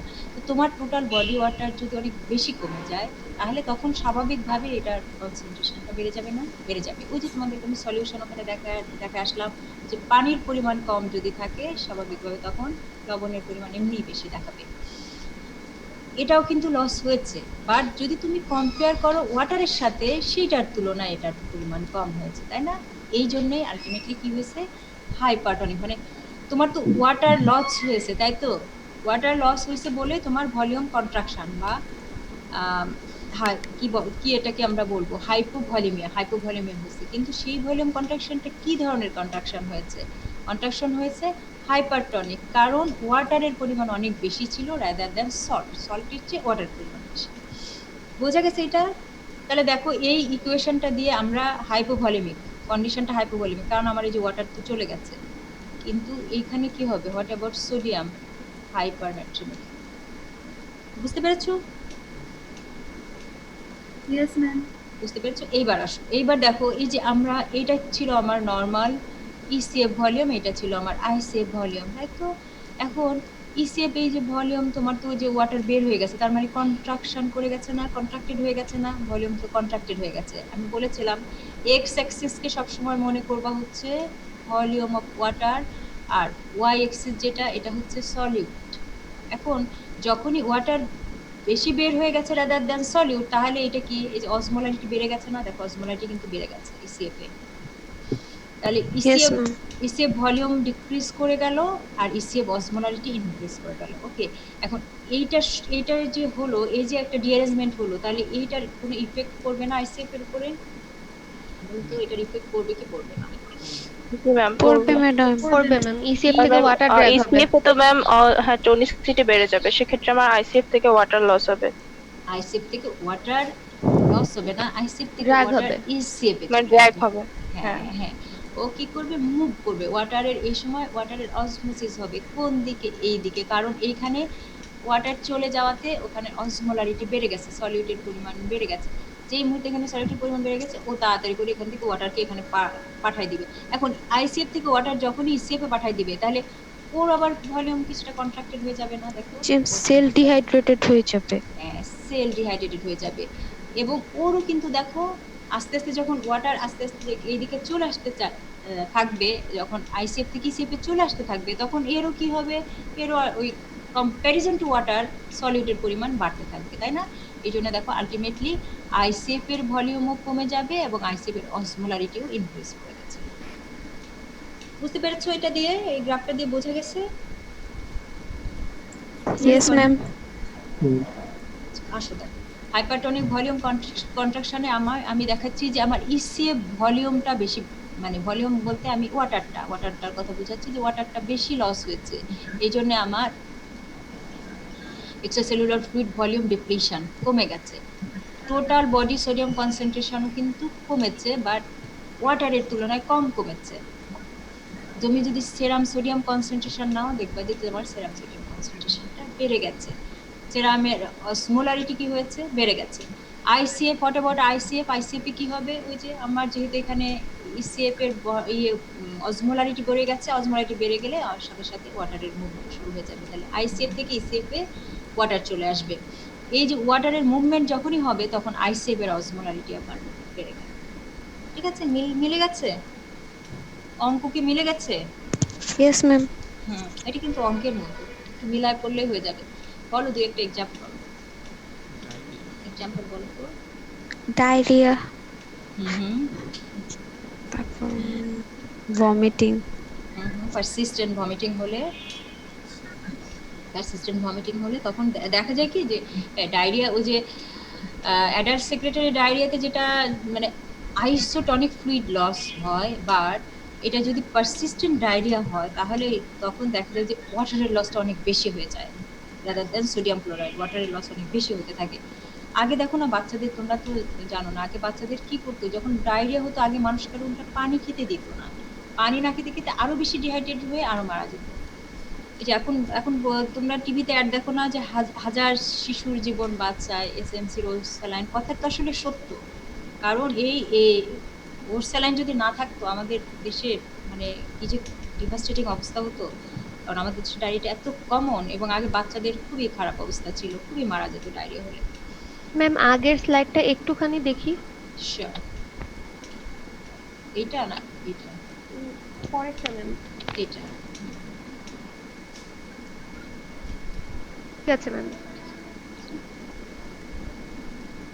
তোমরা পরে স্লাইডগুলো আমি দিয়ে দিচ্ছি, ওই মিলাই নিও একটু, দেখে স্যারের বইয়ের সাথে দেখে মিলাই নিও। আচ্ছা, এবার আসো হাইপার হাইপারটনিক ভলিউম কন্ট্রাকশন। আচ্ছা, হাইপারটনিক ভলিউম কন্ট্রাকশনের হাইপারটনিক ভলিউম কন্ট্রাকশনেই তোমরা আছি। এটার কজ কি কি? ওই যে সিভিয়ার ডায়রিয়া বললাম, যে সিভিয়ার যদি ডায়রিয়াটা যদি অনেক মানে প্রলং বলবো আর কি, প্রলং যদি হয় তাহলে কি হয়, পরের দিকে যে দেখা যায় যে তোমার ওয়াটারের পরিমাণ অনেক বেশি যেতে থাকে rather than salt.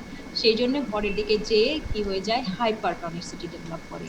Profuse sweating, sweating এর সময় খেয়াল করছো কিনা, যদি তুমি অনেক বেশি সোয়েটিং হয় তাহলে দরদর করে যদি ঘাম হতে থাকে তাহলে এমনি কিন্তু বোঝা যায় যে তখন তোমার বডি থেকে পানির পরিমাণ অনেক বেশি বের হয়ে যাচ্ছে রাদার দ্যান সোডিয়াম ক্লোরাইড। আর এক্সটেন্সিভ বার্নে কেন আমাদের এই যে বেশি বেশি ওয়াটার বের হয়ে যায়, আমি গতদিন তোমাদের বলেছিলাম যে এটা তোমরা ইসে থেকে পড়ে নিবা, তোমাদের গাইটন আছে না, গাইটনে এত সুন্দর করে এটা এক্সপ্লেন করা আছে। এক্সটেন্সিভ বার্নে কিন্তু মানুষ বেশিরভাগ মারা যায় ডিহাইড্রেশনের জন্য।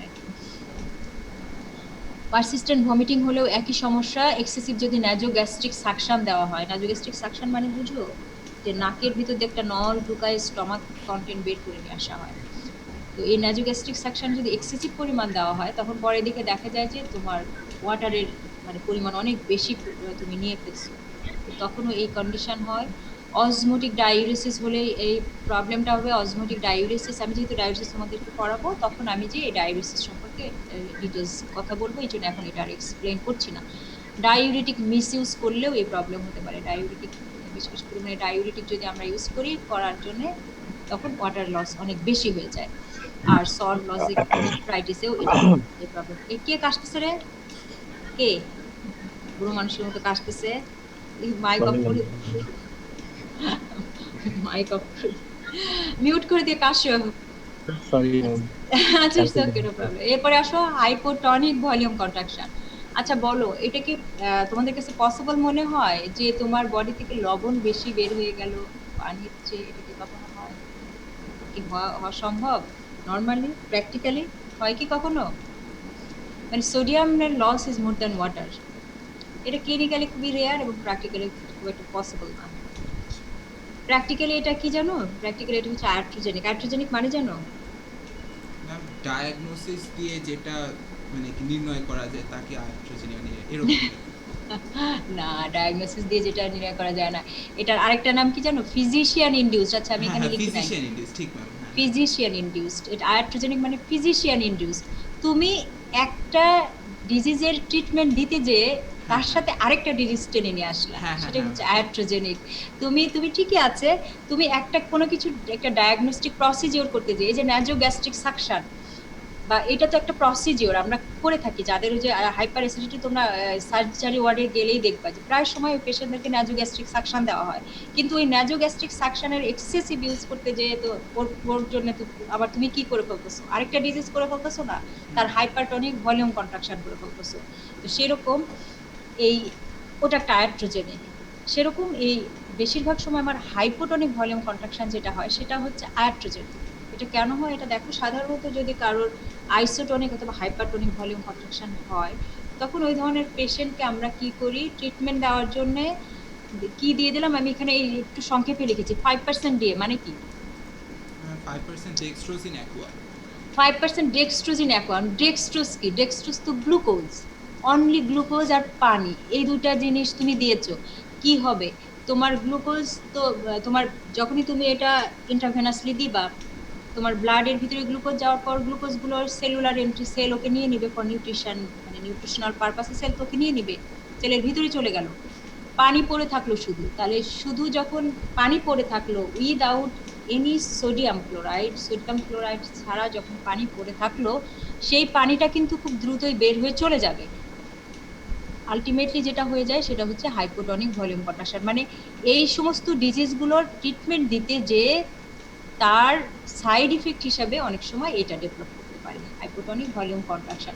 যদিও তোমাদের মনে প্রশ্ন জাগতে পারে যে ম্যাডাম এইটা 5% ডেক্সট্রোজিন অ্যাকুয়া, পানি তো দিচ্ছে, পানি তো থাকার কথা, কিন্তু শুধু পানি তো ধরে রাখতে পারে না। উইদাউট সল্ট পানি ধরে রাখার জন্য আমার যেটা লাগে সেটা হচ্ছে সল্ট। যদি সল্ট না থাকে পানি ধরে রাখতে পারবে না, ওই পানিটা ফ্রিলি বের হয়ে চলে যাবে তোমার ইউরিনে, অ্যাজ সুন অ্যাজ পসিবল ও বের হয়ে চলে যাবে।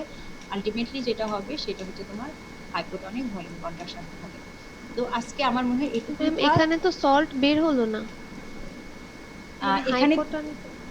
এখানে তো সল্ট বের হবে না। এখানে ব্যাপারটা এইটা হচ্ছে যে তুমি আহ, এই এখানে loss of sodium is more than water, এটা ওইটাই তো বললাম যে এটা প্র্যাকটিক্যালি কখনো হয় না। সাধারণত কখন হতে পারে হাইপোটনিক ভলিউম কন্ট্রাকশন, কখন হতে পারে যদি এরকম সিচুয়েশন হয় যে তোমার ওয়াটারের চেয়ে সোডিয়াম ক্লোরাইডের লসটা অনেক বেশি, তাহলে এই সিচুয়েশন হওয়ার কথা। কিন্তু বললাম ওই যে আগেই বলে দিয়েছি যে প্র্যাকটিক্যালি এটা কখনো হয় না। ওকে, প্র্যাকটিক্যালি এটা হয় না, এটা সাধারণত ফিজিশিয়ান ইনডিউসড, মানে আয়াট্রোজেনিক। আমরা এই সমস্ত আইসোটনিক এবং হাইপারটনিক ভলিউম কন্ট্রাকশনের ট্রিটমেন্ট করতে যেয়ে একটা পেশেন্টকে যখন সোডিয়াম ক্লোরাইড ছাড়া শুধুমাত্র এটা দিয়ে ট্রিটমেন্ট করি, তখন কি হয়, গ্লুকোজটা সেলের ভিতরে ঢুকে যায়, পড়ে থাকে শুধু পানি। এখন পানি যখন পড়ে থাকে তার কম্প্যারিজনে তখন মনে হয় কি যে তোমার সোডিয়াম ক্লোরাইড অনেক কম। বোঝা গেছে জিনিসটা? আচ্ছা, পানির তুলনায় সোডিয়াম ক্লোরাইডটা কম। ওকে, এই জন্য তোমার হাইপোটনিক। ঠিক আছে, বুঝতে পেরেছো? জি ম্যাম, বুঝতে পেরেছি। আর এই যে শুধু পানি, শুধু পানিতে তুমি ধরে রাখতে পারবে না, পানিটা তোমার ইউরিনের মাধ্যমে দ্রুত বের হয়ে চলে যাবে। তো এটা এটা আসলে ওই যে ওই তিনটা কন্ডিশন আর কি তোমাদের মনে রাখতে হবে। একটা হচ্ছে আইসোটনিক, আর একটা হচ্ছে হাইপারটনিক, আর একটা হচ্ছে হাইপোটনিক। মানে ভলিউম কন্ট্রাকশনেরও এই তিনটা ভ্যারাইটিস আছে, আইসোটনিক, হাইপারটনিক, হাইপোটনিক। আইসোটনিকটা খুবই কমন, হাইপারটনিকটাও কমন, বাট এই হাইপোটনিক ভলিউম কন্ট্রাকশন যেটা, সেটা খুবই রেয়ার, ক্লিনিক্যালি খুবই রেয়ার, আমি অলরেডি বলে ফেলেছি, এবং প্র্যাকটিক্যালি তেমন একটা পসিবল না। তারপরে তোমাদের যদি এটা নিয়ে আরো কোনো কনফিউশন থাকে তোমরা নিজেরাও একটু স্টাডি করো, নেক্সট দিন এটা নিয়ে কথা বলবো। আজকে তাহলে এই পর্যন্তই থাক, আমি এই বাকি ক্লাসটা নেক্সট দিন শেষ করে তোমাদেরকে দিয়ে দিব, অথবা তোমরা যদি চাও তাহলে আজকে যেটুকু পড়াইছি সেটুকু স্লাইড আমি তোমাদেরকে পাঠিয়ে দিতে পারি, তোমরা যেটা ম্যাম একটা ছোট্ট কোশ্চেন। শিওর বলো। ম্যাম পলিইউরিয়া আর ডাইউরেসিসের মধ্যে পার্থক্য কি? পলিইউরিয়া, ডাইইউরেটিক্স, আমি কিন্তু এখানে ডাইইউরেটিক্স এর কথা বলেছি। ইউজ অফ ডাইউরেটিক্স, ডাইউরেটিক্স মানে একটা ঔষধ দিয়ে তোমাকে হলো বেশিরভাগ সময় আমরা যে ডাইউরেটিক্স গুলো ইউজ করি এগুলো হচ্ছে সোডিয়াম ক্লোরাইডটা। আমি গতদিন একটা তোমাদেরকে পড়িয়েছিলাম, একটা হলো দুই ধরনের সোডিয়াম ওয়াটার রিঅ্যাবজর্পশন হয়, একটা হচ্ছে অব্লিগেটরি আর একটা হচ্ছে ফ্যাকাল্টেটিভ। তো যদি তোমার সোডিয়াম ক্লোরাইড আমার বডি যখন কিডনি টিউবেল থেকে সোডিয়াম ক্লোরাইড রিঅ্যাবজর্পশন হয়ে চলে আসে, তখন অটোমেটিক্যালি তো অব্লিগেটরি ওয়াটার রিঅ্যাবজর্পশন হয়। এখন আমরা ডাইউরেটিক্স দিয়ে এই সোডিয়াম ক্লোরাইডটাকে রিঅ্যাবজর্পশন করতে দেই না, তার সোডিয়াম ক্লোরাইড যখন বের হয়ে যায় তার সাথে সাথে ওয়াটারটাও বের হয়ে যায়। এটা হচ্ছে diuretics, use of diuretics. Diuresis আর পলিইউরিয়া, তুমি জানতে চাচ্ছিলে ডাইউরেসিস আর পলিইউরিয়া এই দুটার ভিতরে ডিফারেন্স, তাই তো? জি ম্যাম। আচ্ছা, ডাইইউরেসিসটা আসলে আমি জানো এটা সম্পর্কে আমার আরেকটু জানতে হবে, তবে অ্যাজ পার আই রিমেম্বার পলিইউরিয়াটা হচ্ছে পলি মানেও তো অনেকবার, আর ডাইইউরেসিস পলিইউরিয়া ডাইইউরেসিস দ্বারা আমার নিজেরও একটু পড়তে হবে, আমি নিজে একটু কনফিউজ। যতদূর আমার মনে পড়তেছে যে একটা বোধহয় অ্যামাউন্টের ব্যাপার আছে। হ্যাঁ বলো তো। জি ম্যাম, ডাইউরেসিস হচ্ছে ফর্মেশন হচ্ছে 3 লিটার পার ডে আর কি। ফর্মেশন ডায়াবেটিস হচ্ছে ফর্মেশন বেশি হয়, বাট ফর্মেশন বেশি হয়, ওখানে ম্যাম এক্সক্রিশনের কথা, এক্সক্রিশন বেশি হয়। এক্সক্রিশন পলি মানে তো অনেকবার বারবার রিপিটেডলি। পলিইউরিয়াটা হচ্ছে যে তোমার খুব ঘন ঘন পি হবে আর কি, ঘন ঘন ইউরিনেশন হবে, যেটা সেটা হচ্ছে পলি। আর ডায়াবেটিসটা হচ্ছে যে এককালীনই অনেক বেশি ইউরিন, মানে ভলিউম নাম্বারটা অনেক বেশি আর কি, যে more than 3 litre. Ma'am ডাইউরেসিস is the process to polyuria, এরকম বলা যেতে পারে না ম্যাম। পলিউরিয়া হচ্ছে অনেক বেশি ইউরিনেশন হবে, ডাইউরেসিস হচ্ছে ম্যাম প্রসেস, মানে যে ডাইউরেটিক সাবস্টেন্স যারা বেশি বেশি ইউরিন প্রোডিউস করে, যেসব সাবস্টেন্স ওগুলা যে আমরা বলি ডাইউরেটিক সাবস্টেন্সেস। তো ম্যাম ডাইউরেটিস বেশি বেশি ইউরিন প্রোডাকশনের যে প্রসেসটা, ওটাকে আমরা ডাইউরেসিস বলি না। আর আমার আরেকটু দেখতে হবে, এই জিনিসটা আমি নিজে ভুলে গেছি, আমি এটা জানতাম বাট এই আমার মনে পড়ছে না।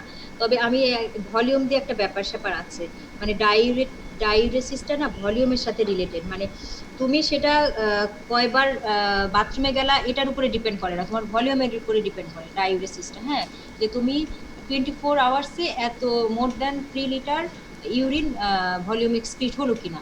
আর পলিউরিয়া মানে হচ্ছে যে ফ্রিকোয়েন্সি অফ এক্সক্রিশন, মানে কত ফ্রিকোয়েন্টলি, কতবার তুমি মানে ওয়াশরুমে গেলা বা পি করলা, এটার উপরে। এটার একটা ব্যাপার আমি একটু ভালো করে পড়ে নেই, তোমরাও একটু দেখে এসো, ঠিক আছে? আমি এটা একটু করে নিই, আমার নিজের একটু কনফিউজ লাগতেছে। ওকে, ওকে ম্যাম, থ্যাঙ্কস। আচ্ছা ঠিক আছে, তাহলে নেক্সট ক্লাসে এটা নিয়ে আমরা কথা বলবো। আল্লাহ হাফেজ। ম্যাম আসসালামু আলাইকুম ম্যাম। ওয়ালাইকুম আসসালাম। তোমাদের আর আসসালামু কোনো- আলাইকুম ম্যাম। ম্যাম ম্যাম একটা কথা, ম্যাডাম একটা কথা। হ্যাঁ বলো ম্যাম বলো হচ্ছে আছি। ম্যাম আইটেম 2 এর স্লাইডটা দিয়ে দিলে মানে ভালো হতো।